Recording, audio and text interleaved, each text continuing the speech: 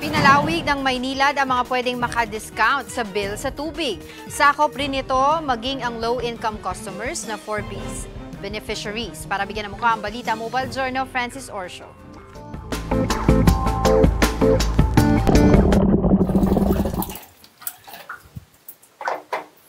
Isa sa pangunahing pangangailangan natin ang tubig na hindi ligtas sa pagtataas ng singil. Pero makakahinga naman ng maluwag ang maraming customers ng Maynilad dahil sa diskwentong hatid nito.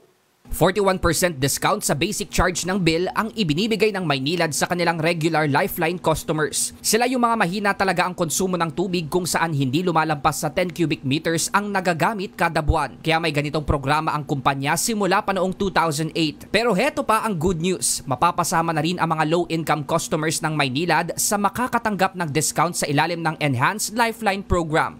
Napag-usapan yung possibility na makapag-extend pa tayo ng additional relief doon naman sa mga low-income na customers.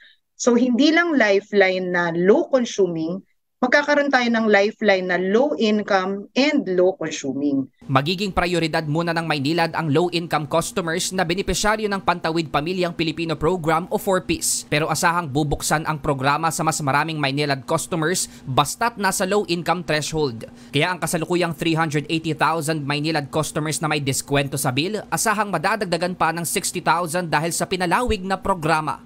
So magsa-start na po tayong mag-accept at mag-process ng applications for the low-income lifeline rate nito pong Monday, November 13. So pwede na pong mag-apply.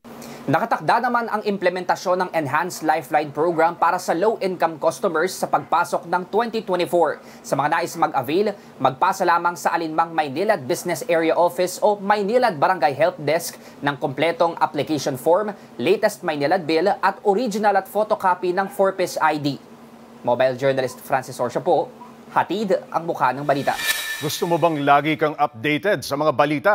Aba, ay simple lang. Mag-subscribe ka na dito sa 1PH. I-click mo lang ang subscribe button at notification bell para hindi ka nahuhuli sa mga balitang dapat mong malaman.